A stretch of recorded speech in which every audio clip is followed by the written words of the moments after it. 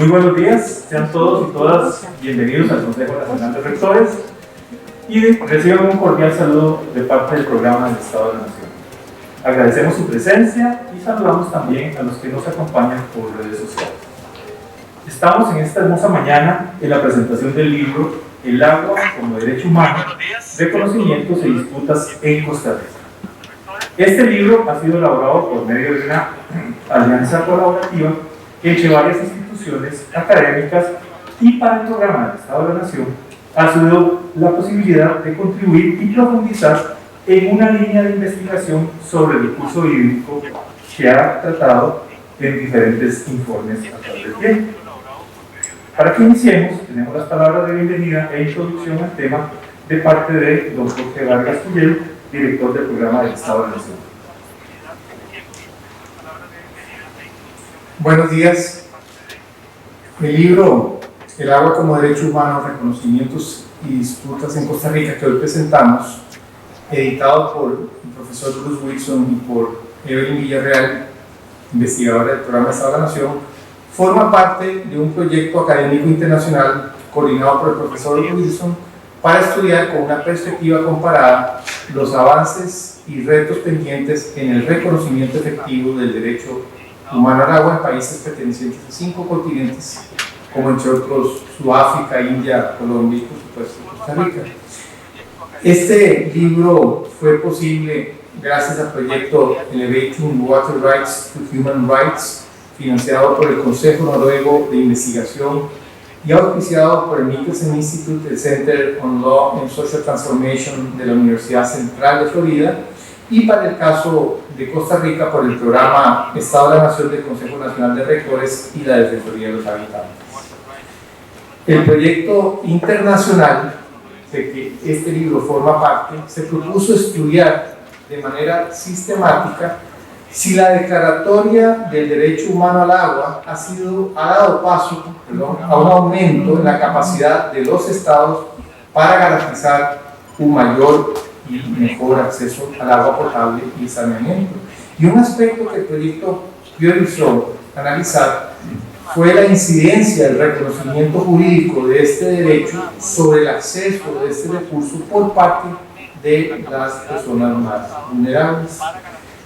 Para el caso de Costa Rica, en esta publicación se recopilan las investigaciones de una docena de autores que analizan desde perspectivas disciplinarias diversas la implementación del derecho humano al agua en la práctica y el día a día de nuestra vida social. Entonces, el objetivo del libro que hoy presentamos es contribuir al conocimiento sobre el alcance efectivo en nuestro país de los derechos humanos, de este derecho humano, cómo se internaliza en las estructuras institucionales, normativas, administrativas, entender mejor la movilización, la protesta social por el agua de las comunidades, de las personas, contribuir a identificar una agenda de cambios necesarios para que este derecho sea una realidad, en particular para las personas y territorios más vulnerables de nuestra sociedad.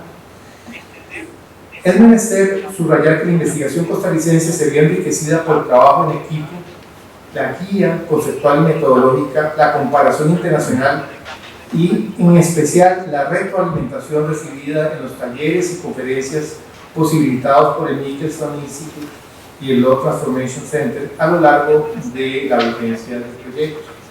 A todos los investigadoras e investigadores asociados a este libro les agradecemos de manera muy especial sus contribuciones. Muchísimas gracias, de verdad. Para nosotros, el Programa Estado de la Nación, la participación de esta iniciativa continúa una línea de trabajo que ha incluido múltiples aproximaciones nacionales y regionales a la problemática del agua. En 1999, hace 23 años, el primer informe Estado de la Región de Centroamérica dedicó un capítulo al tema del desafío del agua. En los 27 informes nacionales sobre el Estado de la Nación, en los que hemos dado seguimiento anual al desempeño del país, también lo hemos hecho en relación con indicadores sobre el uso y demanda del agua. Esta obra da, sin embargo, un salto cualitativo importante en investigación sobre el recurso hídrico que tanto el Estado de la Nación como otros académicos han hecho en la materia. Y pienso aquí, por ejemplo, el importante libro publicado por los coautores Felipe Alpizar sobre la conflictividad social asociada al agua. La razón de ello es el carácter multidisciplinario del libro, el amplio recorrido que efectúa por diversos temas, el trabajo con nuevas fuentes de información, la innovación en las técnicas de análisis de los datos y la colaboración tan amplia recibida por instituciones internacionales y nacionales. Eso hace un paquete interesante que está plasmado en ese libro. Nos alegraría pensar que el conocimiento generado por esta obra contribuya a una mayor movilización social, legal y política por este derecho, que sea útil para la acción de grupos académicos, activistas y tomadores de decisión, con el fin de reforzar los logros históricos alcanzados en nuestro país, que son importantes y que son muchos, pero también para corregir los desbalances y asimetrías que aún hoy experimentan diversas zonas y sectores de nuestra población. Recomiendo de manera muy entusiasta la lectura de este libro, tanto por el público en general interesado en el tema, como por los especialistas, operadores judiciales y activistas en favor del derecho humano al agua. Muchísimas gracias a los editores, al profesor Wilson, a Evelyn Villarreal y a todos los autores que hicieron posible este libro. Buenos días. Muchas gracias, don Jorge. Seguidamente le vamos a dar la palabra a los editores del libro, a don Bruce Wilson y a Evelyn Villarreal, quienes nos hablarán de los hallazgos principales del libro. Si ustedes me permiten, vamos a omitir la lectura de los currículums de todas las personas que intervengan en esta presentación, un poco para aprovechar el tiempo realmente y irnos a lo profundo, a la discusión de los contenidos, y además los currículos están en las primeras páginas del libro. Adelante, don Bruce.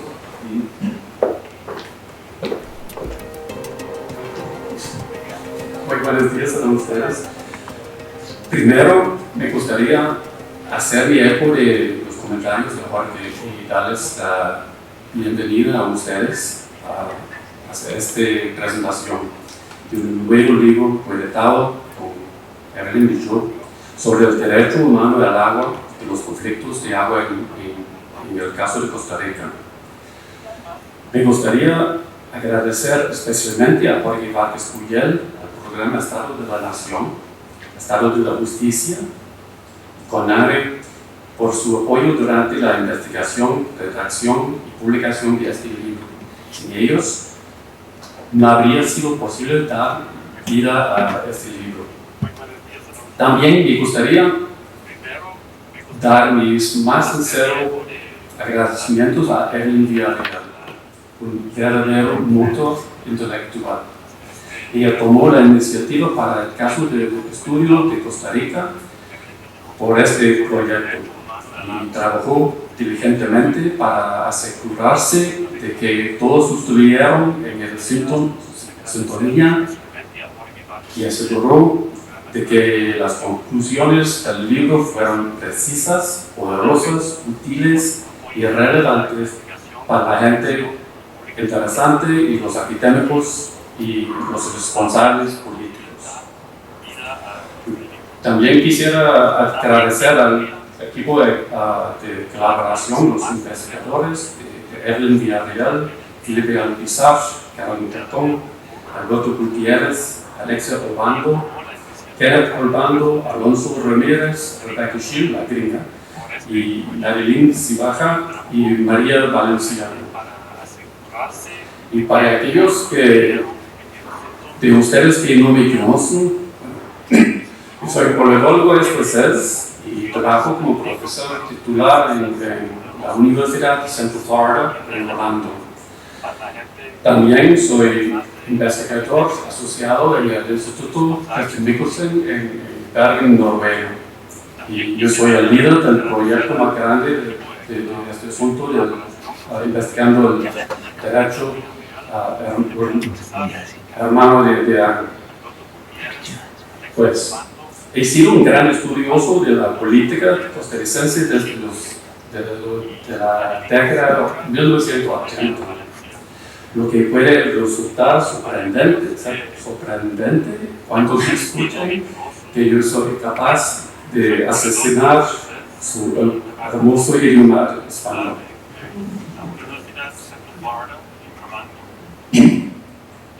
Este libro, había mencionado, pero este libro fue posible gracias al proyecto Living Water Rights as a Children, financiado por el Consejo Noruego de Investigaciones y auspiciado por el Christian Michelsen Institute, la Universidad de Centro Florida, y para el caso de Costa Rica, el programa Estado de la Nación y CONARE. El proyecto examina la creación del derecho humano del agua en 2010 y su impacto en algunas de las poblaciones más marginadas en el mundo. Nuestros investigadores estudiaron 9 países diferentes, en 4 continentes diferentes, y algunos otros utilizaron análisis estadísticos complejos con datos de todo el mundo, de todos los países en el mundo, para descubrir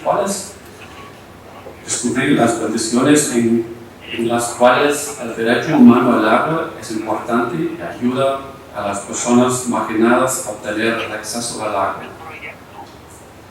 Es importante saber que cuando las Naciones Unidas crearon el derecho humano al agua,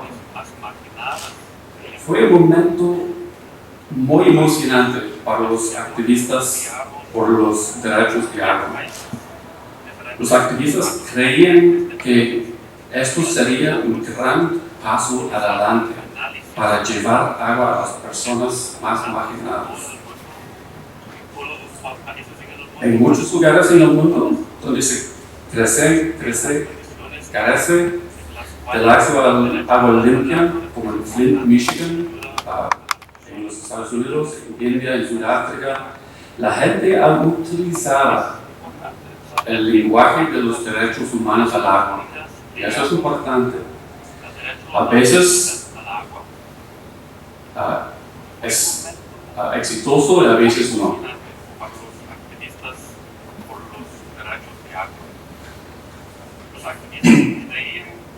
El estudio de caso costarricense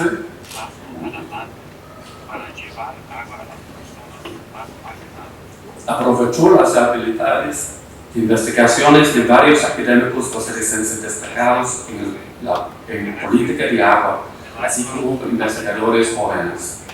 También se benefició de numerosas conversaciones y 2 talleres con partes interesadas, lectores críticos del libro y los comentarios reflexivos del profesor Leo Heller, que va a escuchar algo, y de la jueza Nancy Hernández de la Corte Interamericana de Derechos Humanos.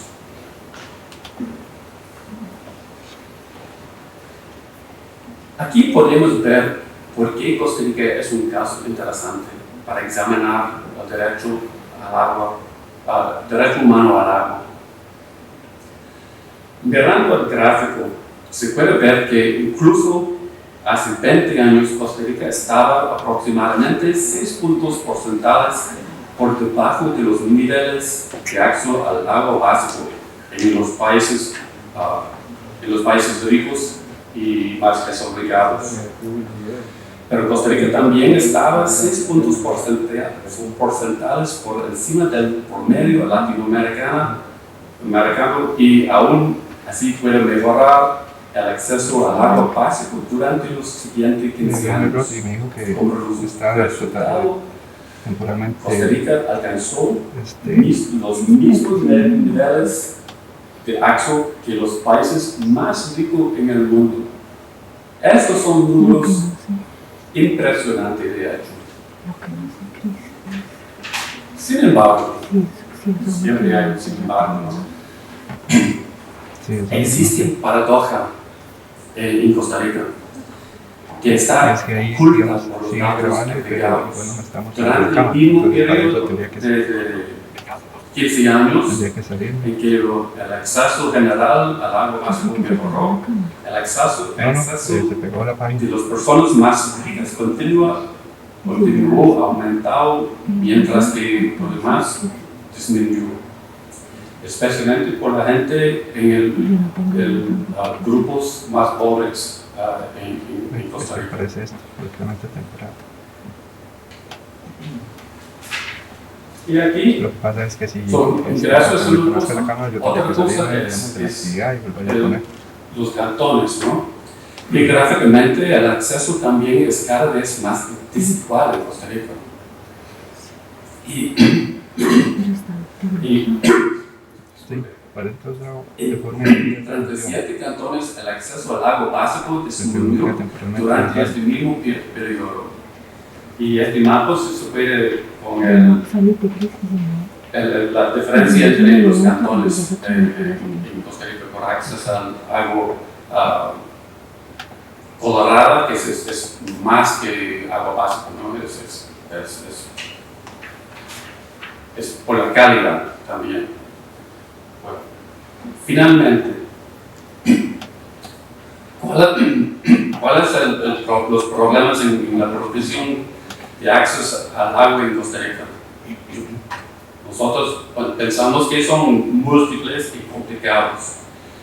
La falta de progreso es el resultado de una postergada modernización de la infraestructura que se ha descuidado, pero que podría resolverse en Costa Rica.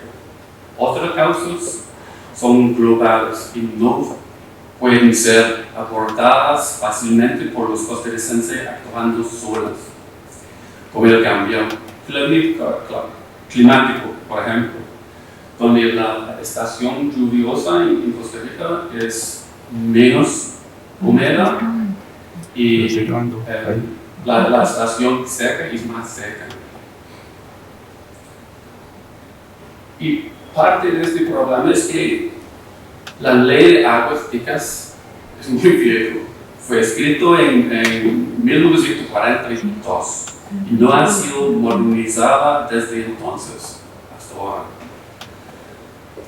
Pero la cosa es que la ley fue escrita por un país diferente, ¿no? En 1942 hubo menos que 700,000 personas y hoy en día hay más de 5 millones de personas aquí en Costa Rica. Y en los días antiguos ellos vivían en el campo, hoy en día en las ciudades. Más que el 80% de los ticos viven en centros urbanizados.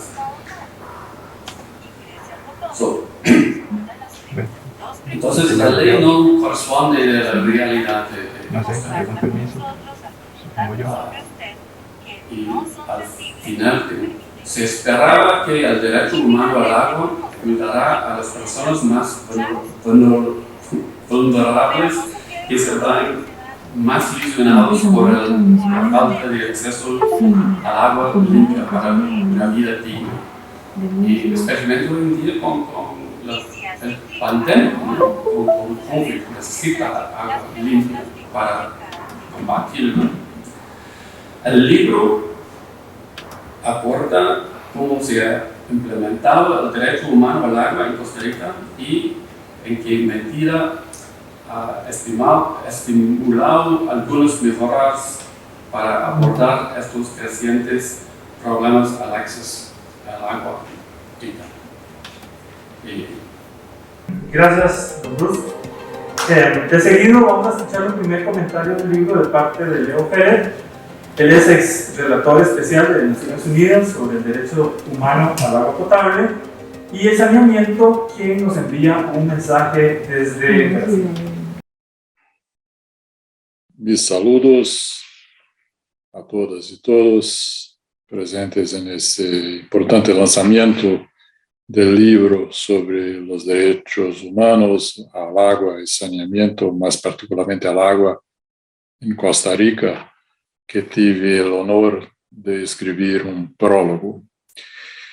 Este es un libro que yo diría muy importante, no solamente para Costa Rica, como para otros países que pueden se inspirar en la abordaje adoptada en el libro, una abordaje muy rigurosa que hace una radiografía muy precisa de la situación de estos derechos en el país. Costa Rica es un país muy emblemático en ese sentido porque muestra indicadores muy impresionantes de la cobertura por agua y saneamiento en el país, que es fruto de un esfuerzo largo, histórico, de inversiones y de estructuración de un sector de agua y saneamiento muy eficiente, muy efectivo. Pero como en otros países de la región, y yo diría de otras regiones, el sector de agua y saneamiento es muy orientado por una visión más tecnocéntrica de los servicios, una visión que se ocupa más de pensar en la cobertura por los servicios do que propiamente del acceso a los servicios. Y cuando miramos para los servicios a partir de la perspectiva del acceso y movilizamos el marco conceptual y analítico de los derechos humanos al agua y saneamiento, vamos a observar situaciones que en general los números, los indicadores, las medidas cuantitativas no ilustran muy bien. Y eso se pasa en Costa Rica. El libro menciona una paradoja costarricense que nada más es de que, por un lado, haber indicadores muy favorables, pero cuando miramos para estos indicadores con un zoom y vamos a observar situaciones más específicas, se presentan cuestiones que en general no son las que más tienen un protagonismo en la descripción del sector de agua y saneamiento en el país. Entonces vamos a observar racionamientos, cortes a las poblaciones con baja capacidad de pago, vamos a observar contaminaciones, como yo aprendí en el libro, sobre todo en los mantos acuíferos que pueden afectar las poblaciones que usan el agua, sobre todo la población rural. Y vamos, eso es muy importante desde el punto de vista de los derechos humanos, observar asimetrías en el acceso. El acceso no es homogéneo en toda la población del país, pero es más alta en las poblaciones más ricas si comparadas con los pobres, en las poblaciones urbanas si comparadas con las rurales, las poblaciones de más alto ingreso si comparadas con más bajo ingreso. Hay también asimetrías regionales. Entonces es muy importante colocar en escena el principio angular de los derechos humanos de la igualdad y no discriminación. Y esa lente de los derechos humanos nos permite identificar las poblaciones no atendidas y priorizar esas poblaciones en las políticas públicas. Es muy interesante que el libro presenta dos tipos de síntomas, yo diría, de ese proceso. Un síntoma es la creciente movilización de la población reivindicando por mejores servicios, en conjunto con conflictos en torno al agua. Y el segundo síntoma es la judicialización por mejorar los servicios, por asegurar acceso a todos. Si la política pública de agua y saneamiento fuese orientada por el marco de los derechos humanos, certamente estos síntomas que son indicadores del cumplimiento de los derechos humanos tería una evolución muy distinta. Y uno de los mecanismos para hacer la incorporación de estos derechos humanos es convertir el artículo 50 de la Constitución, muy recientemente aprobado, en una orientación para la Ley General de Aguas del país, una ley que, como saben, ya tiene cerca de 80 años, es muy obsoleta y necesita de una actualización. No una actualización cualquiera, mas una actualización que incluya en la ley, que incorpore en la ley los contenidos, los principios del derecho humano al agua y del derecho humano al saneamiento. De esa manera, yo tengo la convicción de que las políticas públicas del sector en Costa Rica migrarán de una idea tecnocéntrica para una idea de derechos, migrarán de una idea de cobertura para una idea de acceso, un acceso en conformidad con el marco de los derechos humanos, o sea, que piense en asequibilidad, en accesibilidad, en disponibilidad, en seguridad, en el acceso al agua y al saneamiento. Entonces, yo tengo la convicción y la esperanza de que este libro sea un importante referente para la sociedad, el poder público de Costa Rica y de otros países, para que efectivamente considere que el agua es un derecho humano, un derecho de todos y que debe ser provida con igualdad y sin cualquier tipo de discriminación. Sucesso al libro y que sea realmente un libro referente para el país.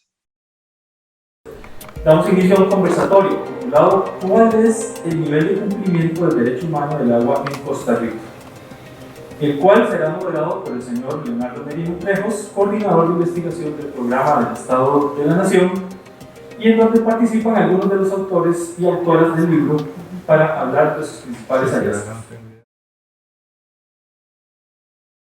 Buenos días, gracias a las personas que nos acompañan aquí, pues viendo un poquito de caras cuando se habla.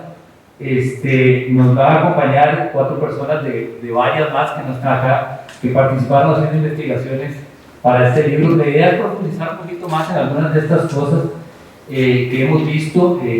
Nunca se había hablado, la verdad, académicamente como hasta este libro, del tema del agua de la perspectiva del derecho humano, y las investigaciones que ha hecho, por ejemplo, el programa, pues sabemos cómo hemos llegado aquí en términos de la institucionalidad, la normativa, la conflictividad y la situación del agua.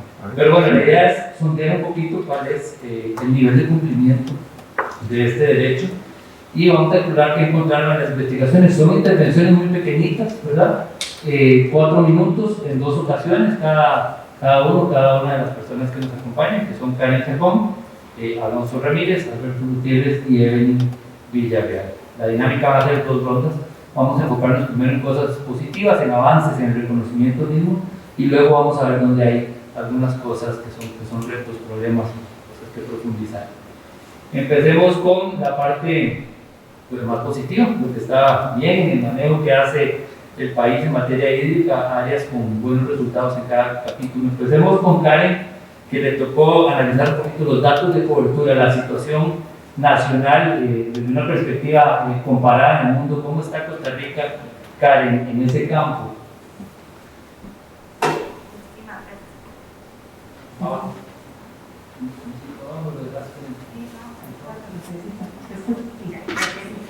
Buenos días y muchas gracias a todos y a todas. Bien, en general, cuando uno observa los datos a los que tenemos acceso, lo que encontramos es que el resultado es un panorama positivo. Efectivamente, Costa Rica, uno de los grandes logros en materia de desarrollo humano ha sido garantizar el acceso al agua, no solo para el consumo humano, sino también para el desarrollo de otras actividades productivas en el territorio nacional. Eso, además, pues, ha tenido réditos importantes en otras áreas, como la salud pública, la seguridad alimentaria y nutricional, y como decía también en términos de la economía nacional.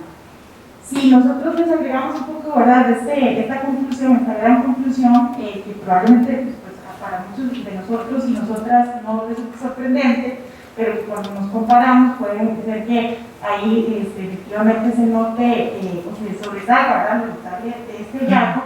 Lo que observamos desde una perspectiva comparada es que estos datos, y específicamente los de acceso a agua básica, posicionan a Costa Rica en niveles muy altos y muy cerca de lo que también se reporta para las naciones desarrolladas y de altos ingresos. Era un país pequeñito de desarrollo medio, pues que se posiciona, se podríamos decir, con las grandes naciones en términos económicos y en términos de su desarrollo. Y además, si llevamos esos datos y los comparamos con nuestra región más inmediata o más cercana, que es América Latina y el Caribe, lo que observamos es que son indicadores en los que Costa Rica se posiciona muy por encima, entonces estamos muy arriba en esos términos.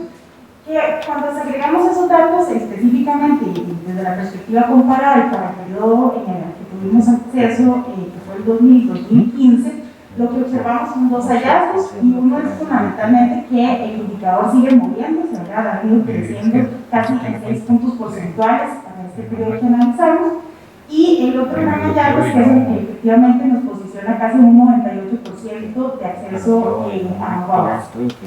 Si nosotros nos vamos al ámbito nacional y los indicadores que registramos en el país, pues confirman, ¿verdad?, lo que también se está reportando a nivel internacional. Y lo que observamos también en varios de los indicadores es que en las últimas décadas Costa Rica pues, ha reportado avances significativos en términos de la cobertura, específicamente del acceso al agua para consumo humano. Costa Rica entre 1991 y el 2020 reportó un crecimiento superior al 90%, pasamos de una cobertura del 50% en la década de los 90 a un 93% muy significativo.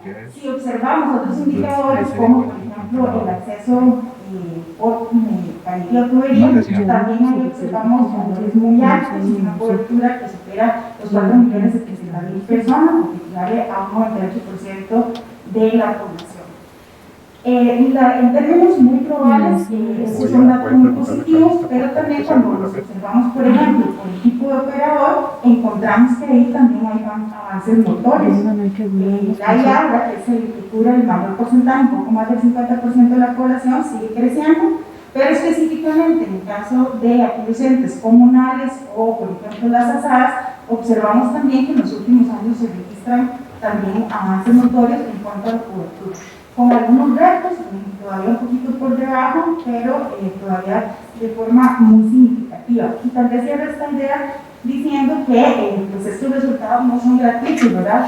Son también el producto de años de esfuerzo que ha hecho el país y sobre todo los impulsos significativos que hemos tenido en términos institucionales, de una institucionalidad fuerte, con retos, una institucionalidad fuerte, y también el producto de un marco normativo. Y dice que se bloqueó porque lo está haciendo unos individuos, entonces yo no sé si... Gracias. Bueno, en medio minuto que te queda, Karen, hay información para saber estos grandes indicadores que nos dan cosas positivas, pero pensando en monitorear el ejercicio de este derecho humano al agua, hay algunas faltas de información, algunas cosas donde vale la pena que pongamos un esfuerzo muy rápido. Sí, es importante recordar, como la mayoría de nosotras saben, que el derecho humano al agua contempla 4 grandes dimensiones, que es la disponibilidad de agua, el acceso, la calidad y el costo del servicio. En términos del acceso, como hemos venido reportando y estamos señalando, Costa Rica pues, muestra avances significativos, es decir, teníamos información para hacer una valoración y concluir que estamos avanzando y que se cumple en un porcentaje bastante elevado ese cumplimiento o esa dimensión del derecho. Para los otros indicadores, ahí sí tenemos retos todavía importantes en términos de generar más y mejor información, sistematizar la información que ya tenemos disponibles y generar efectivamente monitoreos que sean frecuentes y que sean más rigurosos para poder también valorar si en esas otras áreas también estamos avanzando de forma significativa. Los pocos datos que tenemos en esas áreas, pues pareciera señalarnos que hay una diferencia notable, ¿verdad?, entre estos indicadores en términos del acceso y las otras 3 dimensiones. Muchas gracias, Karen. Don Alonso Ramírez, Alonso analizó, bueno, la normativa, las instituciones, la política pública en materia de agua en este país, así que nos gustaría que nos contes muy grandes rasgos cómo se caracteriza lo que encontraste en esa parte. Gracias. Bueno, lo que el capítulo discute es básicamente cómo está organizado el marco jurídico e institucional del agua en Costa Rica. Y bueno, la conclusión principal a la que se llega es que tenemos un marco jurídico que es bastante abundante, que da cabida a una institucionalidad que es fuerte, pero que también es bastante complejo, complicado, en ocasiones contradictorio, ¿verdad? Obviamente la historia está más elaborada dentro del capítulo, pero un poco la forma en la que lo contamos Alexa y yo, ¿verdad? Es establecemos un proceso. Empezamos con una ley fundamental del agua, la ley de agua del 42, la cual establece una serie de principios fundamentales, pero que también tiene unos múltiples anacronismos, entre los cuales señalamos la ausencia de mecanismos institucionales para promover una gestión participativa, planificada y sostenible del recurso, la evidente falta de severidad en las sanciones por incumplimiento a estas normas y la ausencia de un diseño institucional efectivo en la gobernanza del agua, propiamente dicho.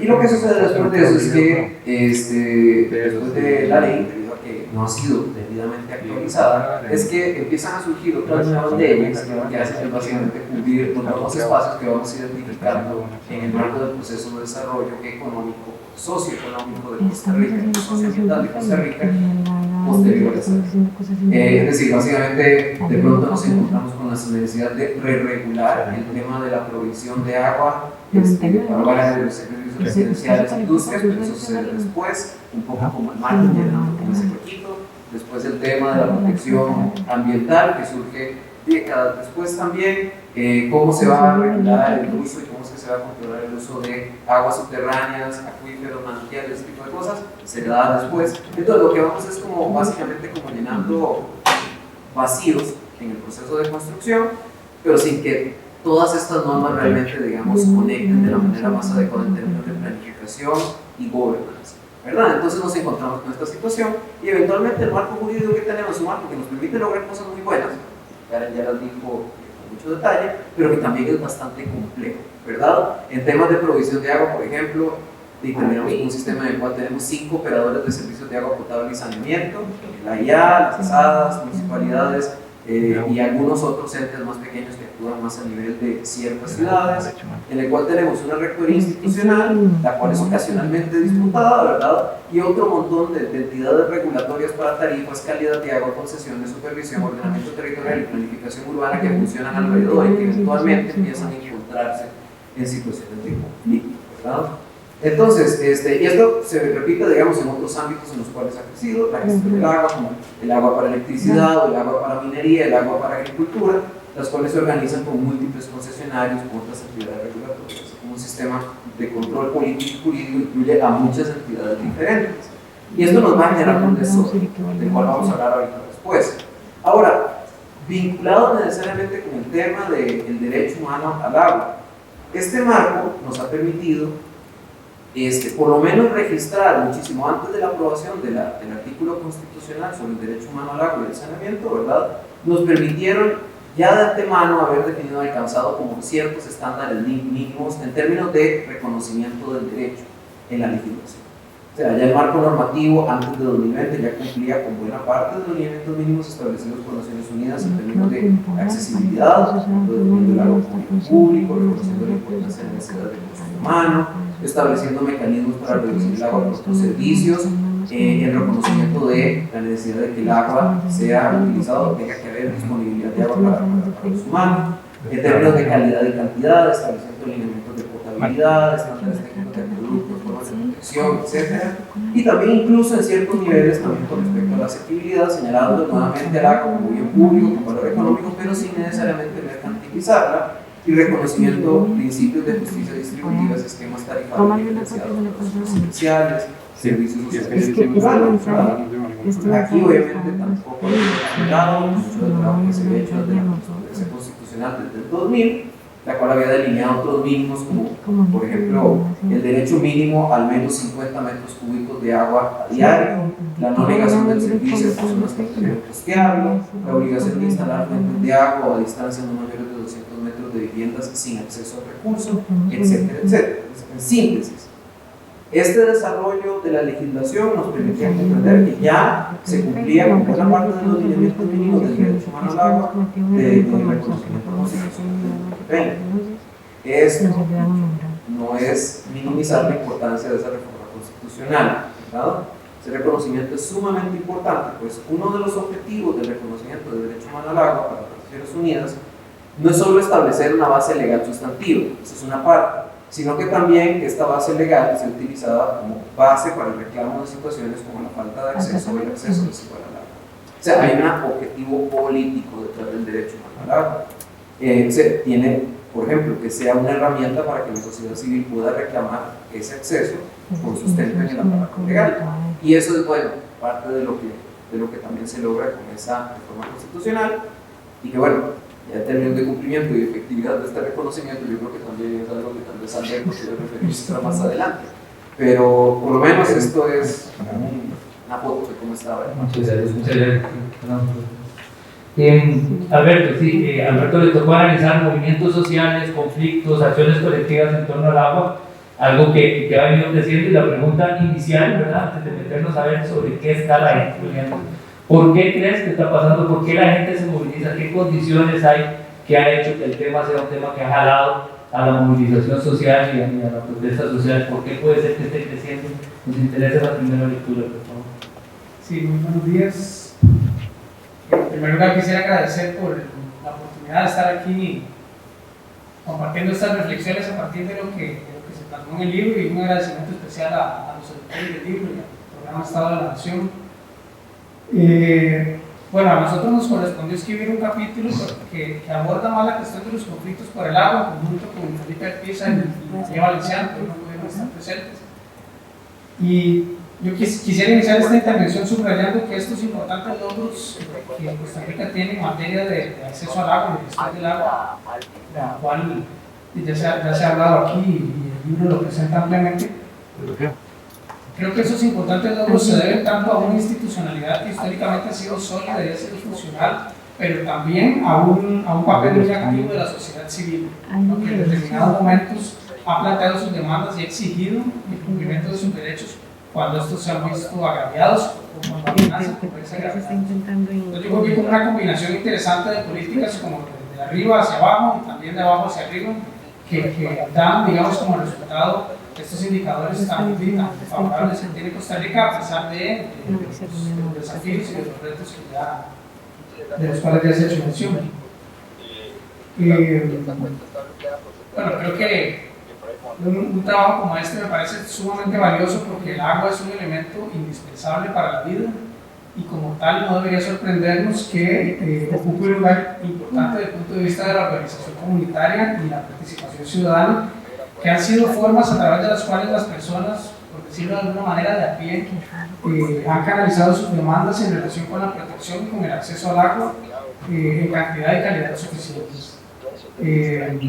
Una cuestión interesante es que muchas de las personas que se involucran en este tipo de procesos políticos alrededor del agua no son personas que se autoidentifican como ambientalistas o ecologistas, sino simplemente son personas de comunidades rurales, urbanas, que se movilizan por el agua siendo esta la base de su sustento material, ¿no? Otro aspecto que vimos que es muy importante en estos procesos de participación ciudadana es el conocimiento que la ciudadanía tiene de las leyes y de las instituciones de la ciudad con el agua. Ya sabemos que es compleja, que mantenga los cambios. En algunos casos es contradictorio inclusive, pero que al final de cuentas, como ya decía Alonso, tenemos una legislación que es bastante buena en materia de acceso al agua y que digamos que uno de los últimos logros sumamente importantes fue el reconocimiento del derecho al agua, dando un derecho constitucional. Sin embargo, sí se puede observar que en la práctica hay una distancia en ocasiones bastante grande entre lo que dicen las leyes y lo que sucede en la práctica. Y el conocimiento de las leyes y de la institucionalidad relacionada con el agua es sumamente importante porque es lo que permite a la ciudadanía exigir el cumplimiento de estos derechos cuando estos han sido agraviados o violentados. Y otro aspecto que me parece importante es que la gestión del agua no es algo monolítico, sino que es un campo complejo, heterogéneo y en muchos casos contradictorio, alrededor del cual participa un conjunto de actores que van más allá del aparato del Estado. En ocasiones estos diferentes actores tienen perspectivas distintas sobre lo que consideran más adecuado en términos de uso del agua, lo cual conlleva al surgimiento de conflictos, que es lo que vamos a estar discutiendo más adelante. Y finalmente, ya para cerrar esta primera intervención, una idea que me parece interesante es que la participación ciudadana alrededor de temas del agua plantea como una ampliación en la manera en cómo concebimos la noción del derecho humano al agua y el saneamiento, en el sentido que no es solamente el derecho a recibir el servicio del agua, sino que lo que vemos en muchos de estos procesos es que dentro de esta perspectiva del derecho humano al agua es la protección del agua en los territorios, en los lugares donde el agua está en su materialidad y con los cuales la gente tiene vínculos materiales y simbólicos muy profundos, ¿no? Y es, digamos, desde ahí también que se han dado muchas de estas movilizaciones en defensa del agua frente a actividades que amenazan con acapararla, con contaminarla y por lo tanto con privar a la gente de este derecho. Muchas gracias, Alberto. Evelyn, analizaron también cómo se judicializan las disputas por el agua y con un foco particular también en la sala cuarta. Entendemos que ya sucedía que las disputas por este tema se judicializaran, pero ahora tenemos un elemento constitucional. Entonces interesa primero cómo es el acceso al sistema para exigir el cumplimiento de este derecho. Muchas gracias, buenos días. Primero también quería dedicarle 20 segundos a un agradecimiento muy sentido a los autores y autoras del libro que nos acompañaron a Dulce en este proyecto y al Estado de la Nación por todo el apoyo que nos dio durante estos últimos 2 años. Estamos en la fase de hallazgos más positivos, ¿verdad? Entonces creo que lo principal que hay que decir es que la judicialización de conflictos del agua es el medio que tienen los habitantes para de verdad exigir ese derecho humano. Porque el hecho de que las Naciones Unidas haya declarado un derecho humano en el 2010 no significa que automáticamente ese derecho humano ya va a ser una realidad, ¿verdad? Tienen que haber mecanismos de exigibilidad de esos derechos que se internalicen dentro del país. Y para hacer esa internalización necesitamos un poder judicial, sobre todo, no solamente, ¿verdad? Pero un poder judicial donde se puedan ir a exigir la garantía de esos derechos humanos. Y en nuestro caso, la Sala Constitucional ha sido el órgano por excelencia que acoge, además de una manera muy abierta, porque es una jurisdicción con una enorme apertura donde la ciudadanía no necesita tener un abogado ni pagar costos, nada más puede llegar por muchos medios a plantear una denuncia. Entonces se ha convertido en ese espacio de exigibilidad de un derecho humano, que lo hace que sea más allá de una declaración, que no sea letra muerta. Y en ese sentido lo que analizamos en el capítulo de judicialización del agua son un universo de 5.000, más de 5.000 casos que ha recibido la sala en sus 30 años de funcionamiento relacionados con el agua. Estos casos fue posible separarlos, digamos, de todo el conjunto gracias a unas técnicas de ciencia de datos, ¿verdad? De extracción automatizada, porque en estos momentos, digamos, la sala no tiene en sus datos exactamente cuántos casos son de agua, sino que tiene nada más una gran categoría que es medio ambiente, e incluso los casos del agua pueden estar en otras categorías, pueden estar en municipales, pueden estar en servicios públicos. Entonces estos mecanismos de extracción automatizados nos permitieron tener un universo más concreto de cuántos casos llegaron por conflictos de agua. Y como les digo, son alrededor de 5.000. Pero una cosa muy interesante es que casi el 70% de esos fueron la última década. Es decir, que la conflictividad se judicializa mucho más en los años más recientes, que son los años de más presión, ¿verdad? De más presión, de más estrés hídrico, en donde vemos, bueno, desde casos como el de Atillo durante la pandemia, ahora que cerraron la circunvalación para protestar, hasta casos más individuales. Entonces, como en muchos otros temas, la Sala Constitucional y el Poder Judicial en general termina siendo como el colchón, ¿verdad? Cada vez que hay un estrés, una presión, un servicio público que no funciona, ¿verdad? Va a parar, hay una contención, una válvula de escape de la ciudadanía para hacer el reclamo de esos derechos ante un órgano jurisdiccional, en este caso la Sala, que además tiene una respuesta bastante rápida, mucho más rápida que cualquier jurisdicción ordinaria, que poner, digamos, un caso en una jurisdicción agraria, por ejemplo, que podría ser otra opción, o el contencioso, que le va a tomar años de años a la persona, ahí va a tener, digamos, una respuesta mucho más expedita. Entonces, creo que esa es como la primera, para hablar, digamos, de las cosas positivas, es decir, que hay un órgano que permite una exigibilidad de un derecho humano reconocido a nivel internacional. Muchísimas gracias, Evelyn. Bueno, vimos algunos avances de reconocimiento, la situación de partida. Vamos a ver un poquito dónde están los obstáculos, dónde hay nudos institucionales, cuáles son las cosas sobre las que la gente se queja, ¿verdad? ¿Qué es lo que motiva la acción colectiva, por ejemplo? O qué es lo que nos dice el análisis de las denuncias que la gente pone.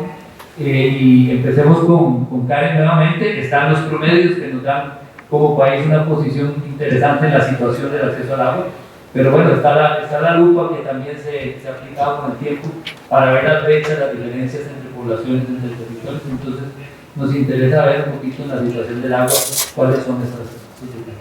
Sí, efectivamente, además de ver los promedios, hicimos el ejercicio de desagregar los datos en aquellos casos en los que fue posible, y eso nos permitió identificar que, pese a los grandes avances que se están señalando, hay brechas. Todavía el país tiene brechas para garantizar al 100% el acceso al agua a toda la población y a todos los territorios. Podemos desagregar o encontrar algunas brechas que están asociadas a lo territorial, a la ubicación geográfica, también a las condiciones o factores socioeconómicos e incluso a temas como sexo de la naturaleza legal. Entonces, en términos territoriales, se observan diferencias notables cuando hablamos de viviendas con acceso a agua en la zona rural versus la zona urbana. En el 2005 estas diferencias eran de 1,7 veces y para el 2019 observamos que habían aumentado hasta 3 veces. Este dato lo podemos llevar a un nivel un poquito más bajo, nivel de poblaciones, y lo que encontramos es que también de las 7 hay 4 regiones donde todavía hay brechas, en la Boca Norte, la Boca Caribe, la Bunca e incluso en la Central, donde encontramos que hay cerca de 14.000 hogares o viviendas que todavía no tienen un acceso garantizado, y eso se traduce en cerca de 290.000 personas en cada una de estas regiones. Sigue siendo un número importante. Los datos de la IEA, específicamente los que genera el Laboratorio Nacional de Aguas, nos permiten también entrar a comparar cómo se comporta eso en términos cantonales, y en ese caso, para dos momentos específicos en el tiempo, que fueron el 2014 y el 2019, para 73 de los cantones que se pudieron analizar, encontramos que hay 37 en los que en ese periodo, que es relativamente corto, se observó una reducción en cuanto al porcentaje de la población que tiene acceso a agua clorada. En los casos más críticos estamos hablando de cantones en los que esa reducción superó los 20 puntos porcentuales. Se trata fundamentalmente de cantones que son rurales, costeros, ¿verdad? O que son también fronterizos. Otro tipo de brechas las encontramos, como decía, en términos socioeconómicos. Por ejemplo, en cuanto al nivel de pobreza, los hogares en pobreza extrema, ¿verdad?, rondan porcentajes mucho más altos en términos de no acceso o dificultades para el acceso que llegan a andar casi hasta un 17% en algunos de los años que analizamos. En el caso de los hogares pobres, esos porcentajes se reducen hasta un 10% y en los no pobres casi que bajan a un 5%. Entonces vemos que todavía en términos de ingresos también hay algunas diferencias importantes. Si lo vemos por sexo, como decía hace un rato también, ahí hay una brecha todavía significativa, un reto importante que el país tiene que cubrir. La diferencia es más notoria, en promedio para los 15 años que analizamos, los hogares con jefatura masculina tienen un 66% de cobertura versus un 33% que se reporta para los hogares con jefatura femenina. Y finalmente también observamos algunas desigualdades en términos de los operadores, ¿verdad? La cobertura que ofrece el AIA es bastante superior a la que se están registrando, sobre todo para los operadores más pequeños, que son los comunales o que son las asadas. Entonces, en términos generales, ¿verdad?, de este acceso todavía no está 100% garantizado ni para todas las poblaciones en el país, ni tampoco para todos los territorios. Y en ese sentido, es importante decir que Costa Rica todavía tiene retos importantes, ¿verdad?, para reducir estas brechas que se asocian fundamentalmente a elementos que ya también hemos venido señalando desde el informe de Estado de la Nación, que tienen que ver, por un lado, con la mejora de infraestructura y el desarrollo de nueva infraestructura, por otro, con el aumento de las inversiones, y principalmente las inversiones que se orientan a todo el tema de saneamiento de las aguas residuales, y dos elementos más recientes, uno que tiene que ver con el tema de las fugas de agua, o el desperdicio de agua, ¿verdad? Un dato que habíamos reportado también en el informe Estado de la Nación, indicaba que el promedio para el caso del AIA en los últimos 15 años teníamos fugas del 50%, ¿verdad?, que es un valor muy alto. Y finalmente, pues uno de los grandes retos que trasciende al tema del que estamos conversando hoy, que es la variabilidad y el cambio climático, ¿verdad? Esto también viene a reforzar algunos de los desafíos que ya teníamos y que van a tener implicaciones para poder reducir todas estas brechas. Muchas gracias, Karen. Alonso, adelantaste algunos, pero ¿cuáles son dentro de toda esta maraña de la normativa y la institucionalidad los obstáculos, los problemas que de alguna manera impiden, dificultan o limitan el reconocimiento, el cumplimiento? Gracias. Bueno, en realidad, ciertamente ya había adelantado un poco el tema. Aunque tenemos un marco institucional que es amplio y que también tiene sus fortalezas bien reconocidas, también nos encontramos con un marco que es confuso y contradictorio, ¿verdad? Nosotros resumimos esto de manera muy general, ¿verdad? Obviamente, algunos de estos temas han sido elaborados muy fuertemente en la literatura que se ha hecho también sobre el tema del marco institucional. Por un lado, encontramos que el marco institucional del agua en Costa Rica es lo suficientemente centralizado en el Estado como para también dificultar la participación política de otros sectores dentro del diseño, dentro de la gestión o la gobernanza del agua, ¿verdad? Por ejemplo, una de las partes de nuestro estudio incluyó un mapeo de los espacios formales de participación en gobernanza y gestión del agua, y esto nos señalaba que, bueno, la mayoría de estos espacios consisten en formas de consulta pública y atención de denuncias, que no es para minimizarlos, son sumamente importantes, pero en realidad son pocos los que de veras abren un chance, un espacio para que exista una gestión compartida, una gestión, una gobernanza más amplia del tema de la gestión del agua, ¿verdad? Ciertamente aquí no podemos dejar de lado el hecho de que existen agencias comunitarias de gestión, como es el caso de las asadas, ¿verdad?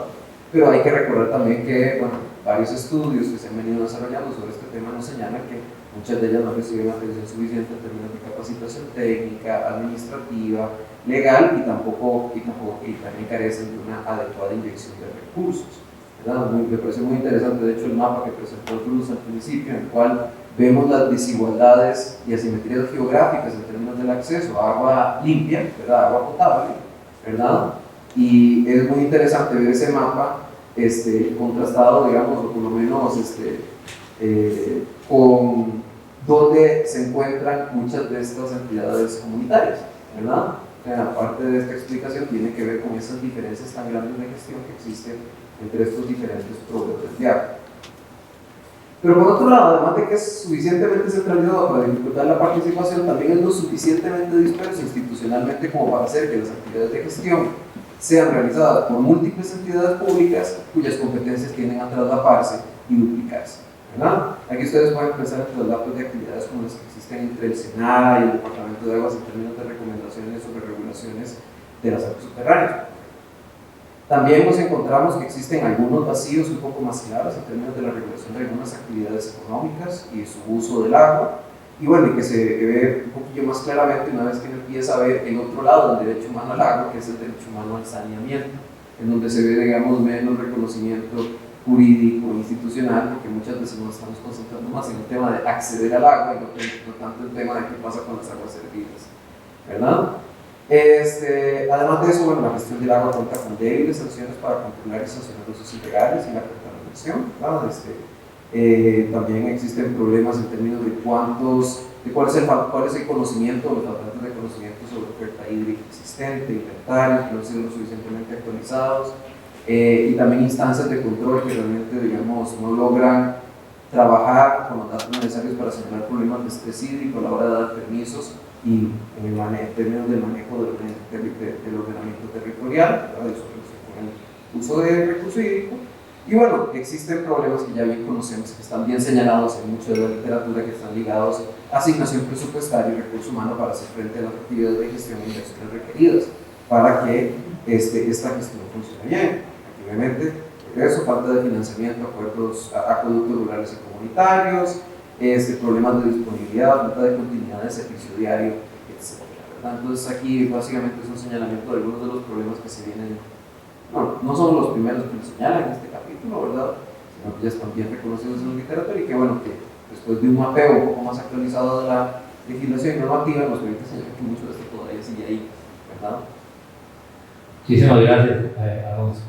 Alberto, ahora sí contarnos esto, la evolución de los conflictos y además vieron casos concretos de algunos de los conflictos, así contarnos de qué es lo que la gente pelea, dónde es que están esas tensiones y cómo se expresan. Sí, creo que un primer aspecto que salta a la vista, y esto es algo que ya los estudios del programa Estado de la Nación nos han revelado en el monitoreo de acciones colectivas de protesta, es una preponderancia cada vez mayor de temas ambientales en las luchas sociales en Costa Rica, y muchos de los cuales atraviesan el tema del agua. Estos conflictos por el agua, digamos, que han venido ganando mayor visibilidad, y muestra de ello es la publicación que nos reúne hoy, así como otras, por ejemplo la que Jorge hacía referencia al inicio del libro editado por Felipe Alpiza. Ahora bien, uno se pregunta qué es lo que estos conflictos nos quieren decir, ¿verdad? ¿Qué es lo que indican? ¿Qué es lo que están revelando? Y desde mi perspectiva, los conflictos en sí mismos no son algo malo, algo que deba ser evitado, sino que muchas veces son un síntoma de un malestar que no está visible, que no está visibilizado, y que a través de los conflictos se torna visible. O dicho en otras palabras, a través de los conflictos podemos ver las fuerzas políticas y las relaciones de poder a través de las cuales se configura la gestión del agua. Entonces, de esta manera dejamos de ver el tema del agua como un asunto estrictamente técnico y de gestión, un poco en línea con lo que decía el relator Leo, y pasamos a reconocerlo también como una cuestión eminentemente social y política. Yo creo que los conflictos lo que nos llama la atención es a ese carácter social y político del agua. Bueno, ya sabemos, los conflictos por el agua en Costa Rica son múltiples, se registra una gran cantidad de ellos alrededor de diferentes temas o alrededor de diferentes actividades, y protagonizados por actores igualmente diversos. Sin embargo, sí es posible observar algunas tendencias comunes en este escenario de conflictividad hídrica, y yo quisiera subrayar uno, y es que me parece que en buena parte de estos conflictos hay una tensión de fondo entre una perspectiva del agua como un bien común, el agua como un medio para la reproducción de la vida, y una perspectiva del agua como un bien mercantil, como un medio para la reproducción del capital. Entonces digo que un poco esas dos visiones chocan, y en muchos de los casos de conflicto lo que vemos es una tensión entre esas diferentes perspectivas. Y en ese sentido me parece que sí hay una incompatibilidad de fondo entre la aspiración a consolidar el derecho humano al agua y el saneamiento y un modelo de desarrollo basado en el extractivismo, que es el que tenemos en Costa Rica, principalmente en las zonas rurales, no solo en Costa Rica, sino también en toda la región centroamericana, en América Latina, y es un modelo esencialmente basado en la explotación intensiva de recursos naturales, que en la práctica implica un acaparamiento y una privatización del agua, ya sea mediante proyectos hidroeléctricos, riego para grandes monocultivos o para actividades industriales y de servicios de alta demanda hídrica. El extractivismo en la práctica implica, repito, un acaparamiento y eso, digamos, que coloca en riesgo el derecho humano al agua en cantidad y calidad suficientes. Y quisiera hacer mención a un punto en específico que me parece bastante problemático dentro de los muchos aspectos positivos que tiene la legislación en Costa Rica en esta materia. El tema de las concesiones ha sido particularmente problemático, ha sido señalado en diversas ocasiones, porque hay un reglamento que permite otorgar en concesión hasta el 90% del caudal de un río para explotación para una determinada actividad. Y esto en la práctica ha implicado que las personas en las comunidades, principalmente rurales, pierdan el acceso al agua y que haya en la práctica un acaparamiento de este recurso. Y ya para finalizar, creo que esta discusión sobre el derecho humano al agua y el saneamiento no puede estar aislada de una discusión más amplia sobre el modelo de desarrollo que queremos como sociedad. Los importantes logros que tiene Costa Rica en esta materia, el más reciente, el reconocimiento del derecho humano al agua de la Constitución, pueden verse seriamente limitados y comprometidos si el país continúa caminando por la senda que lamentablemente viene recorriendo de desigualdad y exclusión social y de cercenamiento de espacios de liberación democráticos que atraviesan el tema del agua y se reflejan en el tema del agua. Entonces, digo que el agua, digamos, que nos invita a hacer reflexiones más generales de la sociedad y del Estado, en este caso en Costa Rica. Muchísimas gracias, Alberto. Evelyn, la parte judicial, la respuesta institucional, ¿verdad? ¿Cómo es más bien ya ahora que analizaron los temas en los cuales cómo se expresa esta parte? Los conflictos que llegan a la sala constitucional que analizamos, estos 5.000 que analizamos, la gran mayoría, más del 90%, tienen que ver con denegación del servicio, ¿verdad? O sea, es gente que va en calidad individual porque el proveedor le negó la paga que solicitó o porque le cortaron, ¿verdad?, del servicio. Esa es la gran mayoría de los casos. Hay un porcentaje minoritario que tiene que ver con temas más ambientales, más de contaminación de las fuentes de recursos hídricos, pero son la minoría. Y de estos 5.000, solo encontramos 100 casos a donde se hace una mención explícita, así con todas las palabras, al derecho humano al agua. Entonces, uno de los retos que señala el capítulo es que falta que estas problemáticas se encuadren mejor dentro de la lógica del derecho humano. Tanto la gente que interpone denuncias, ¿verdad?, como también la respuesta que da la Sala Constitucional, no estamos, digamos, todavía ahí en un nivel donde estemos hablando, por ejemplo, de accesibilidad, pero también de accesibilidad continua, de calidad, de costo, de asequibilidad. Eso todavía no se ve, digamos, en la producción de jurisprudencia de la sala. Y también hay dos fronteras que descubrimos ahí.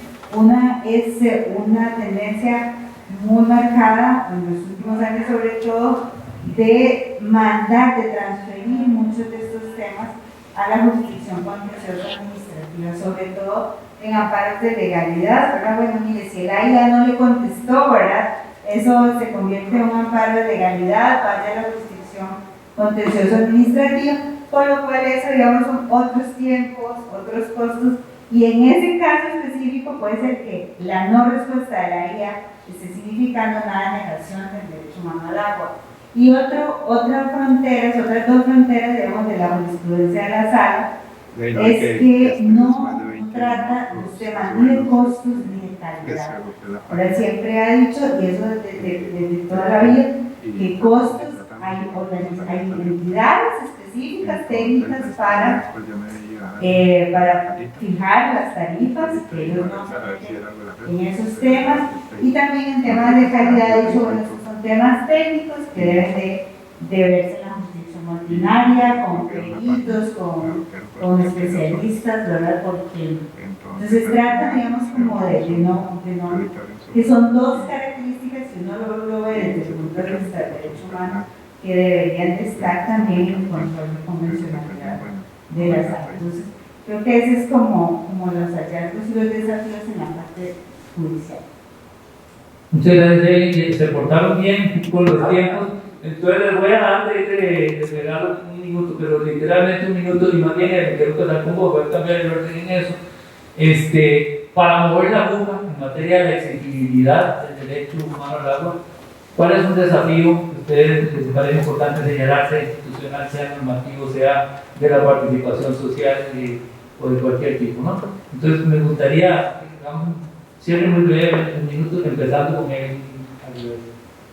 Sí, bueno, yo creo que el desafío más importante, si tuviera que escoger uno, sería la actualización de la Ley General de Aguas, porque eso vendría, digamos, a operacionalizar nuestro principio constitucional, ¿verdad?, en algo ya más concreto, y además eso vendría también a mover la aguja en jurisprudencia judicial ya con base en un cuerpo normativo actualizado y que esté basado en este enfoque como derecho.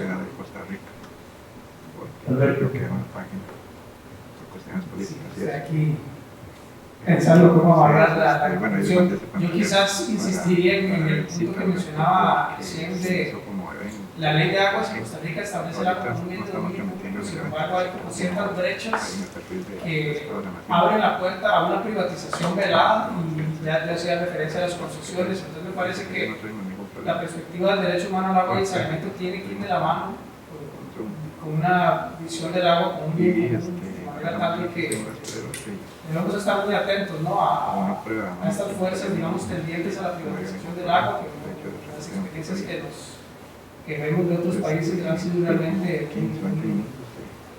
muy dramáticas. Entonces yo creo que esta perspectiva no puede, digamos, ir aislada de la defensa del agua. Muchas gracias. Bueno, yo la verdad es que me concuerdo totalmente con las conclusiones que ha establecido Evelyn y que ha señalado Alberto también.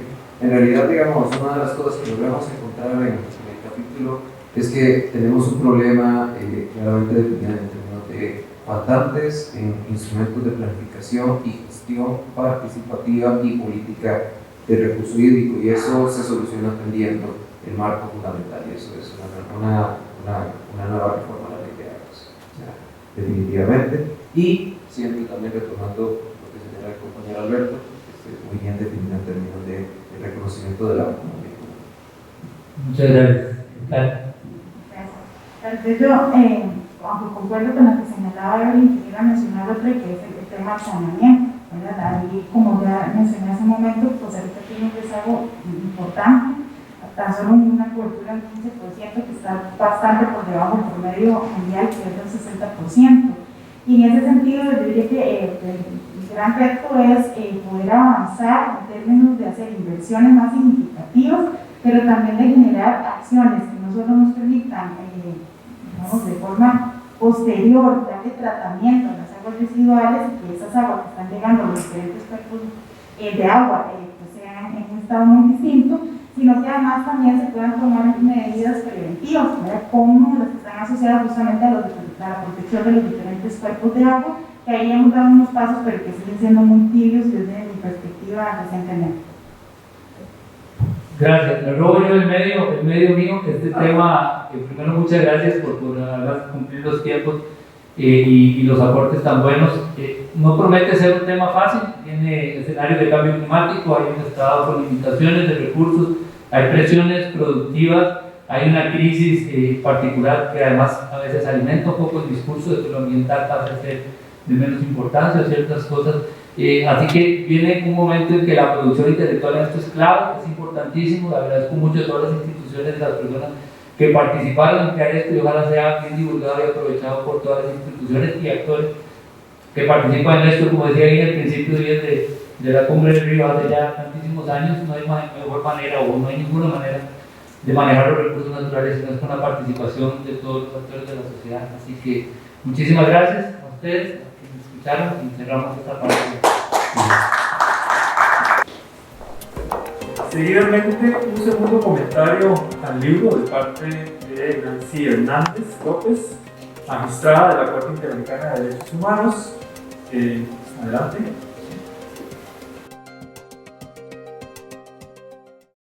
Muy buenos días, un saludo cordial a las y los integrantes del panel, a los investigadores y investigadoras, a los editores, al señor director del programa Estado de la Nación.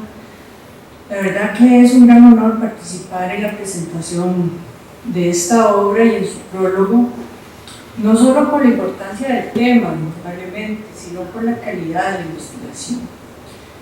Mi agradecimiento al Center of Law for Social Transformation de Noruega, también al Estado de la Nación, por la oportunidad de participar, aunque sea tan inicialmente, en un proyecto de investigación tan relevante para el país. A todas y todos los académicos e investigadores que participaron en este trabajo, mis sinceras felicitaciones por una obra que nos pone a reflexionar con datos crudos sobre la urgencia de retomar, como aquí se ha concluido claramente, el tema de acceso al agua, su calidad y protección como tema prioritario de la agenda pública costarricense.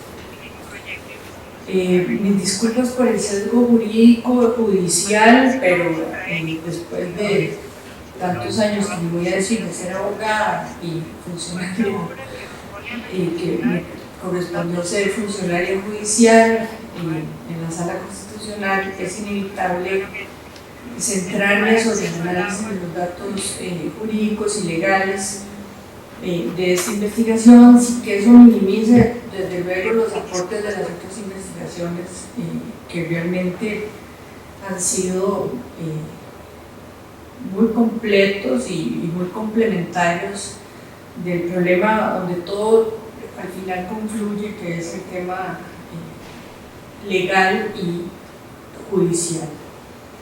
Y le estaba comentando a Evelyn ahora en la mañana, antes de iniciar, que anoche, pensando en esta actividad, reflexionaba que a mí me correspondió el privilegio, la verdad, y el honor de ser parte de ese gran proyecto de Estado de Derecho que es la conformación de la Sala Constitucional en Costa Rica, desde el inicio hasta recién diciembre, unos 32 años, donde me tocó ver la evolución de la sala en sus distintas conformaciones y cómo se ha convertido en esa válvula de escape de la atención social que se judicializa en los distintos procesos que ve la Sala Constitucional.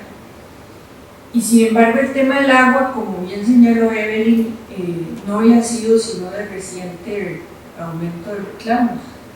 Y a pesar de que de esos 32 años me correspondió los últimos 8 ser magistrada titular, la gran sorpresa que yo me llevo cuando inicio el nombramiento en 2013, en diciembre, fueron dos temas que, aunque yo trabajaba en la Sala Constitucional, no los había detectado en su magnitud hasta que estaba sentada en la mesa donde todo confluye, porque cuando uno trabaja en un tema particular o en una oficina particular, usted conoce su tema, su universo, y pierde muchas veces la perspectiva del todo. Pero cuando ya está uno sentada en la mesa de las 7 personas que les corresponde ministrar justicia, eso es como un centro de acopio de todo, lo humano, lo bueno, lo divino, lo importante y lo banal que llega por ese gran nivel de acceso que tiene la Sala Constitucional. Y dos temas me llamaron la atención, el estado de gravedad que yo no había notado. Uno, el tema del aumento de reclamos por abuso policial en Costa Rica, que ese es un tema realmente preocupante y que sigue en aumento. Y el segundo es el tema de la conflictividad por los temas de acceso al agua y protección del recurso hídrico. Y me preocupó tanto que más o menos como al año de estar en el puesto, solicité una audiencia a los jefes de fracción de la legislativa para precisamente demostrarles que algo muy grave estaba pasando, porque había mucho conflicto social por el tema de agua y que la Sala Constitucional no lo podía abordar todo, que de eso voy a hablar más adelante, que mi preocupación era que esa tensión social, si no se canalizaba por los mecanismos del Estado de Derecho, iba a reventar en violencia social y quién sabe si en muertes por razón de los conflictos de agua. Y bueno, fui recibida solo por 2 fracciones del Parlamento, que me dieron 15 minutos. Yo imprimí todo en una página Excel con la ayuda del Centro de Jurisprudencia, parte de esos 5.000 casos, que entonces tal vez no eran 5.000 ni los pude detectar todos, pero era una regla de papel así, y la puse sobre la mesa y les dije, esto está pasando en los últimos 5 años en Costa Rica y eso merece la atención del Parlamento. Y no pasó nada, y por eso me alegro tanto de que ese tema se retome y se visibilice con este nivel de profesionalismo e investigación que yo no tuve la capacidad de proyectar en ese momento, para que vuelva a ser el tema prioritario que debe ser para Costa Rica, tomando en cuenta el país al que nosotros aspiramos y el modelo de desarrollo que queremos tener. Y sin ese tema de la protección del ambiente, en particular del recurso hídrico en todas sus formas, es muy difícil que el país realmente pueda avanzar. Entonces quería hacer ese paréntesis.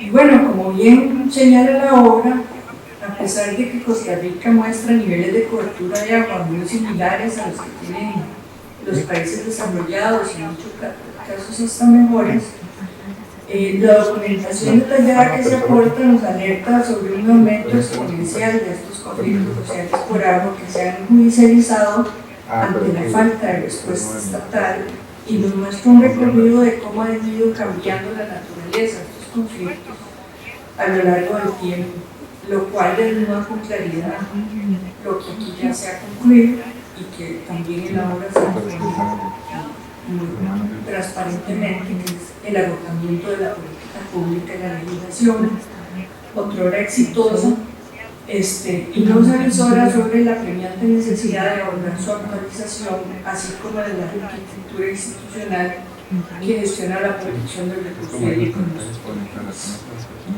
Está claro entonces que el reconocimiento del acceso al agua como derecho humano fundamental, primero por vía jurisprudencial en forma pionera, por la Sala en el año 2003 a partir de la sentencia 4654, y luego con la reforma constitucional recientemente aprobada, no ha sido suficiente, ni va a ser suficiente por sí misma para garantizar su protección efectiva.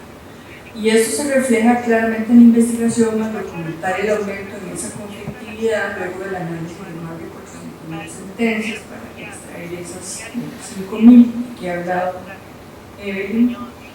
Y esa demanda ciudadana lo que refleja precisamente es eso, es esa falta de solución de las autoridades públicas ante una población que se ve afectada por una normatividad de vieja data, atomizada, contradictoria, con dispersión institucional, que diluye la responsabilidad en la protección del recurso hídrico frente a una Costa Rica que a la vez crece y demanda más calidad de cantidad de agua. A eso hay que sumarle una jurisdicción constitucional que necesariamente se ha quedado corta, porque se ha querido utilizar como tribunal ambiental la falta de una jurisdicción especializada, y que aunque claramente ha asumido muchos de los retos en materia de protección del recurso hídrico, protección de ríos, humedales, y el tema de la fuente pública que aquí se ha hablado, el tema de protección, etc. Hay muchos factores que impiden a la sala convertirse en ese vortex que muchos desean, de que absorba todo el litigio ambiental y en particular los temas relacionados con el recurso hídrico. Voy a citar algunos de los obstáculos que enfrenta el diseño actual de la jurisdicción constitucional que le impiden ser más amplia en su política de admisibilidad ambiental y de protección al recurso hídrico. Y esto lo digo con el afán de contribuir a la discusión, porque si todas las apuestas van a estar en que la sala cambie su jurisprudencia un poco y asuma más de estos conflictos y todo se arregla, pues yo no veo que eso sea posible en el escenario actual de la jurisdicción constitucional y que tampoco sea sano para la jurisdicción constitucional, o que sí pudiera ser un remedio transitorio mientras se logra resolver el problema normativo de acceso a la justicia que tiene que mejorar en esta materia. Menciono tres temas que afectan la política de admisibilidad en esta materia. Bueno, en primer lugar, la multiplicidad de recursos que corresponde a asumir a la jurisdicción constitucional. Aquí no solo me refiero a cantidad y calidad, sino que la sala tiene que administrar el recurso de habeas corpus, el amparo contra sujetos de derecho público, el amparo contra sujetos de derecho privado, el derecho de rectificación y respuesta, las consultas judiciales, las consultas legislativas de sus dos vertientes, preceptivas y facultativas, las acciones de inconstitucionalidad, los conflictos de competencia, y todo esto por acción y por omisión del Estado. Es decir, y con un marco sustantivo único en el mundo, que es justiciable directamente en la jurisdicción constitucional, por así disponer el artículo 48 de la Constitución, que hace que todos los tratados de derechos humanos de la República se incorporen a la Constitución y sean justiciables por medio del recurso de amparo y el paso. Eso en una jurisdicción que funciona 24 horas al día, 365 días al año, donde dos de sus recursos principales, como bien aquí se mencionó, son de acceso gratuito a los derechos humanos, hace que, así como se presiona por el acceso a la justicia en este tema, todos los temas que no son atendidos adecuadamente por el Estado y que el Estado se comprometió, tanto en su normativa interna como en el derecho internacional, a cumplirlos, no solo a no violarlos, sino a cumplir con sus obligaciones positivas de crear las condiciones para la protección de estos derechos. Todo eso es justiciable por acción y por omisión de la sala constitucional, y los ciudadanos lo saben, los habitantes lo saben. Entonces, la sala está manejando unos 25.000 asuntos al año, básicamente con el mismo personal que tenía en los últimos 10, y a pesar de su informatización y demás, ha tenido que diseñar unas políticas de admisibilidad que le permitan manejar esa gran demanda de esa atención social que también se vive en los otros temas de derechos humanos que tiene el país. Y parte de eso es que asume una parte de conflictos ambientales y otros los manda a la jurisdicción contenciosa, y dentro de eso también está que asume algunos temas de protección del recurso hídrico, pero no todos. Porque no lo puede hacer, porque además el segundo tema es la naturaleza sumaria del amparo y el habeas corpus, que eso es, digamos, una característica propia de la jurisdicción constitucional, para ponerlo en términos más llanos para los que no son abogados. La sala está diseñada para ser la sala de emergencia del ordenamiento jurídico, no para hacer consulta externa. Entonces, ahí llegan las emergencias más grandes de violación más directa por los derechos fundamentales, y la misión de la jurisdicción constitucional es devolver su supremacía y su restablecimiento del derecho en el menor plazo posible cuando ello es posible. Es decir, no es el fin la indemnización como en otras jurisdicciones, ni el análisis de problemas de fondo de largo plazo, excepto en sus casos de acción de inconstitucionalidad y otras competencias ya más formales. Pero en el amparo, que es el que estamos hablando, que tendría que ver con el ambiente y el acceso al agua, la sala no se puede convertir en la única instancia de Costa Rica que ve esos temas. Y eso no significa que los temas estén menos protegidos que en la jurisdicción ordinaria. Es decir, el hecho de que la jurisdicción sea ordinaria no es que sea secundaria ni sea menos importante. Y eso lo digo claramente porque he escuchado incluso de ambientalistas criticar esta política de admisibilidad de la sala, donde unos temas los manda la jurisdicción contenciosa diciendo que la sala ha desconstitucionalizado el derecho al ambiente, y en ese caso en lo relativo al recurso hídrico, cuando a veces está mejor tutelado en la jurisdicción ordinaria, que ofrece juicio plenario, con gran posibilidad de llegar al fondo de los temas, que no se puede colocar en el recurso de amparo por naturaleza.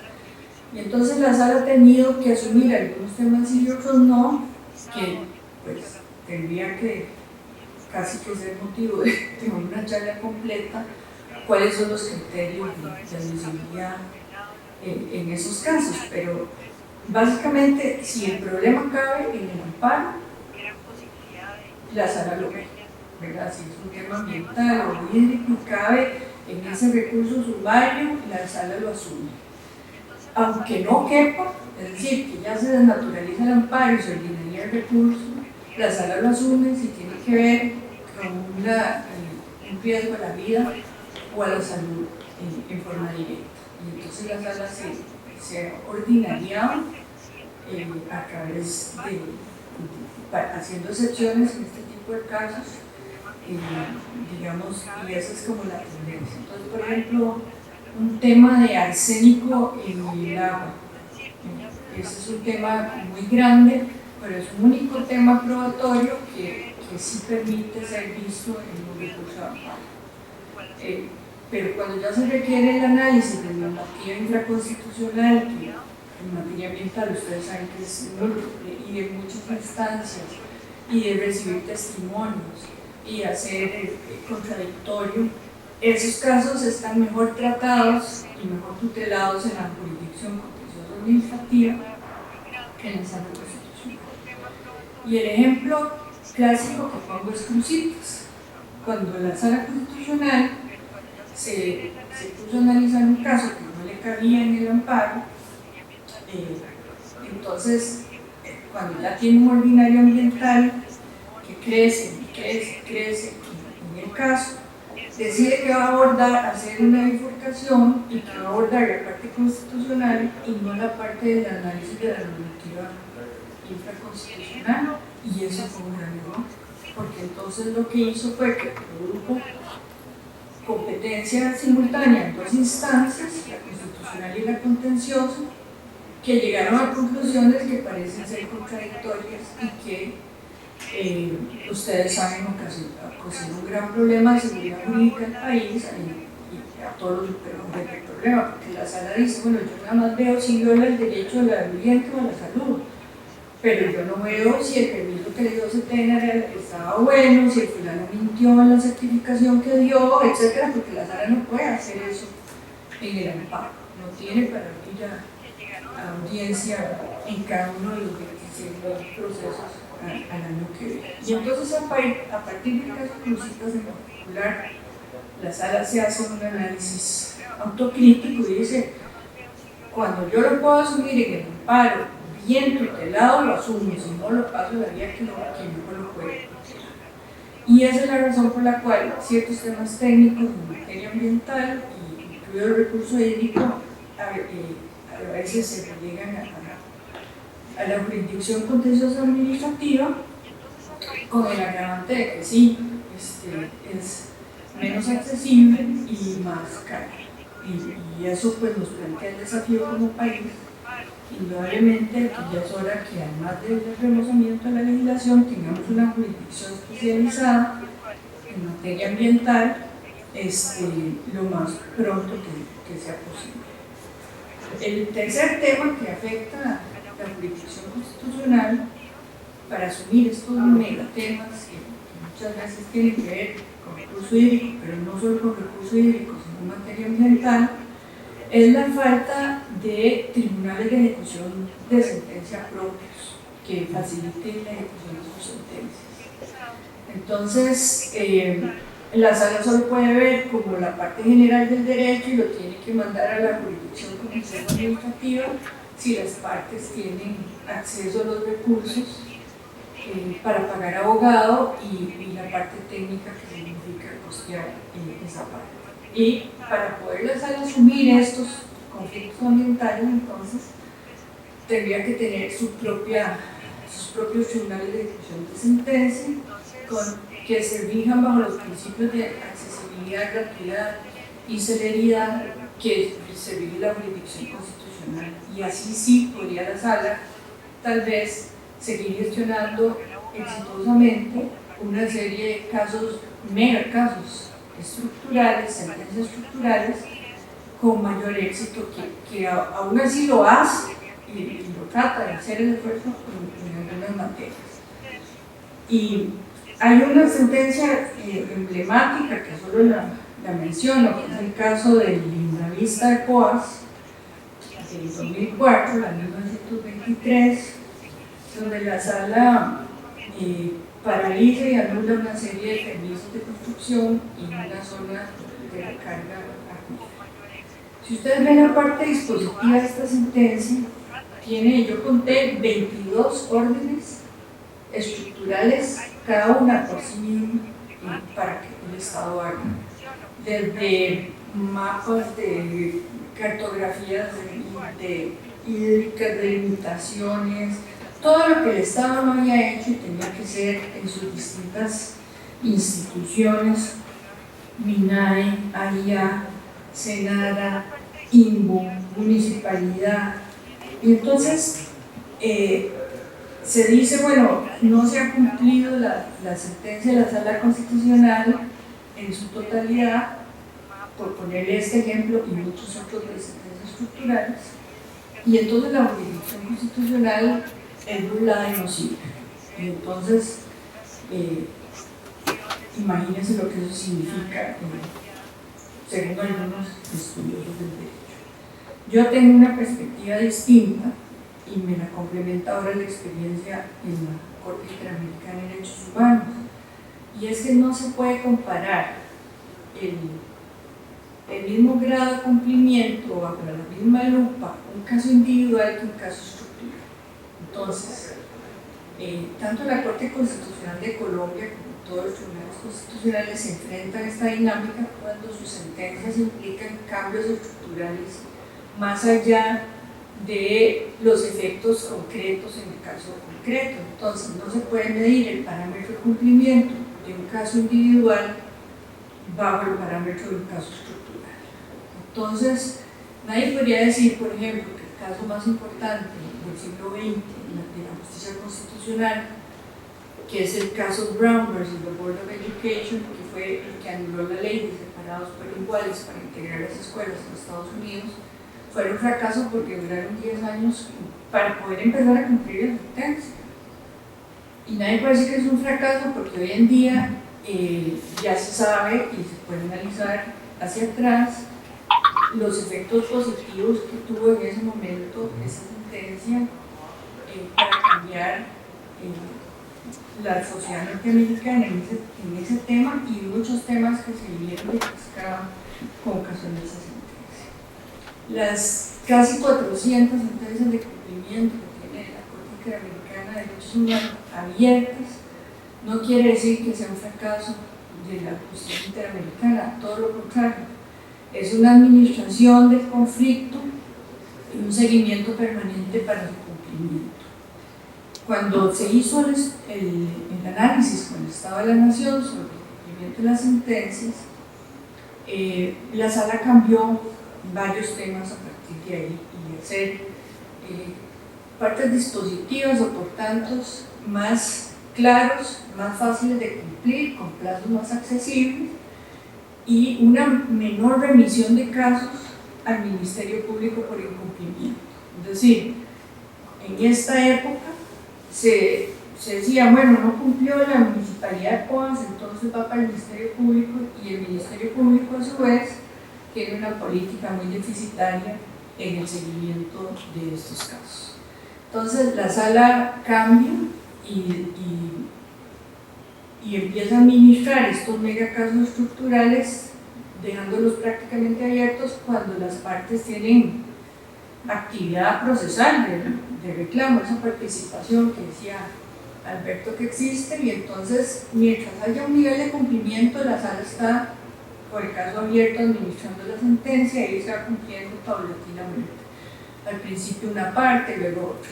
Los únicos casos que se están remitiendo al Ministerio Público son aquellos donde no hay ninguna voluntad ni actividad de cumplimiento de parte de las autoridades. Y esos dichosamente son los menos. Yo he encontrado que existe una gran vocación de cumplimiento de las sentencias de la Sala Constitucional en general, y que muchas veces son otros factores externos que inciden en ese no cumplimiento, pero que las autoridades dicen, mire, yo no puedo cumplir en estos meses, pero si usted me da más meses voy a sacar la licitación, ya conseguí una parte de la plata, no puedo hacer todo el mapeo ahora, pero voy a empezar con esta zona y el otro año voy a hacer la otra, y eso ha significado, digamos, una mejora en el seguimiento y cumplimiento de esos casos.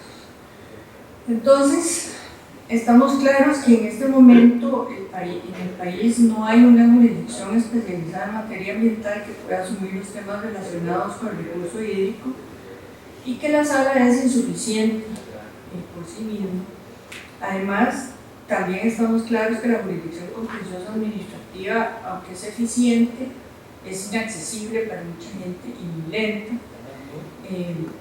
Pero por un momento supongamos que por un milagro político y presupuestario logramos crear la jurisdicción especializada en materia ambiental que funcione como una especie de sala constitucional en esta materia de psicoceleridad, formalidad, menos poderes. Eso tampoco resolvería el problema, porque entonces nos topamos con el tema que también resalta claramente la investigación, que es el problema de la dispersión y desactualización y corrección del marco normativo que urge mejorar. Y también, aunque tuviéramos ese marco normativo y tuviéramos la jurisdicción especializada, tenemos el otro problema con que nos enfrentamos los jueces, y es esa desarticulación institucional, esa atomización, donde todos y nadie es responsable. Y entonces, aunque se logre aterrizar el derecho en un caso concreto, acceder a la justicia, encontrar a los responsables, cuando nos topamos con sentencias estructurales como estas, que son casi todas las relevantes, hay que coordinar entre 12 y 15 instituciones en el seguimiento de la sentencia para que la cosa funcione, porque no hay ninguna instancia rectora en el país que tenga el mando de articular. Entonces el juez se convierte en ese rector y administrador de la supervisión de cumplimiento de estas sentencias, y con la colaboración y ante la insistencia, por supuesto, de la participación ciudadana de la gente que ha acudido a la jurisdicción constitucional, porque si no la sala no se da cuenta si la sentencia la está cumpliendo bien o mal, si no vienen los ciudadanos y le dicen, mire, no, la municipalidad no cumplió parcialmente o falta esto. Entonces, no es sorpresa que frente a este panorama existe inercia, de esta inercia institucional, y todo esto se refleja en un momento de conflictividad, y rescato, digamos, esa visibilización tan fuerte que hace la investigación en esta materia, y para ejemplo de cómo esa conflictividad no se puede medir solo como una simple participación, interés de los ciudadanos en el recurso hídrico por el turismo. Tenemos los casos de Sardina y Atil, donde ya esa conflictividad denota una tensión social y una agresividad ya distinta y muy peligrosa para la institucionalidad costarricense. Finalmente, un tema que me preocupa sobremanera es que cerca del 40% de la gestión del agua en el país está en manos de particulares.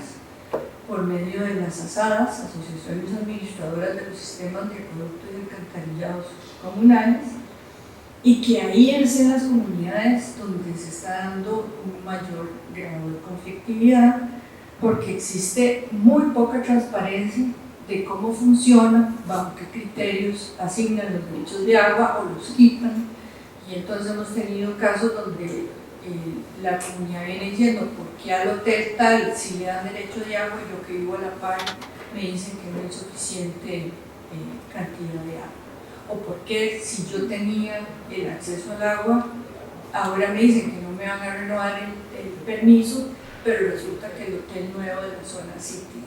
Y de esos conflictos hay muchos, son muy crecientes, y la Sala Constitucional, como bien dijo Evelyn, no está asumiendo los temas ni de tarifas, ni de por qué le doy o le quito un derecho, con muy pocas excepciones. Y yo creo que este tema en particular, a pesar de los mensajes que les dije que tiene la Sala para ver esta materia, la Sala sí se debería replantear la admisibilidad en estos temas, porque no hay una instancia donde el ciudadano pueda reclamar esto, ni ante el propio AIA, ni ante las propias ASADAS, y la verdad que no sé qué hace la Defensoría de los Habitantes, si tiene o no tiene casos de esta naturaleza, ni cómo los gestiona, que tal vez sería muy bueno cruzar esos datos para ver si dan o no dan los mismos resultados. La cosa es que mientras el estado de las cosas esté así, sin una legislación actualizada, sin una jurisdicción especializada y con este nivel de conflictividad creciente, yo creo que esta investigación de veras nos pone a reflexionar en la necesidad de que la Sala, mientras tanto, se abra un poquito más, por lo menos para ciertos temas de recursos hídricos, y cambie su política de admisibilidad en esta materia. Y bueno, finalmente es imposible leerse esta investigación y mantenerse neutro, imparcial frente a esta realidad. Cualquier persona con visión de futuro, con amor a este país, si está en posición de aportar a la solución de esta problemática, yo creo que está en la obligación moral de hacerlo, y desde ya me sumo a colaborar con cualquier otro proyecto futuro o esfuerzo que se quiera hacer para ayudar a solucionar este problema, o siquiera para visibilizar esta problemática. Muchas gracias. Gracias. Ya estamos cerrando la actividad.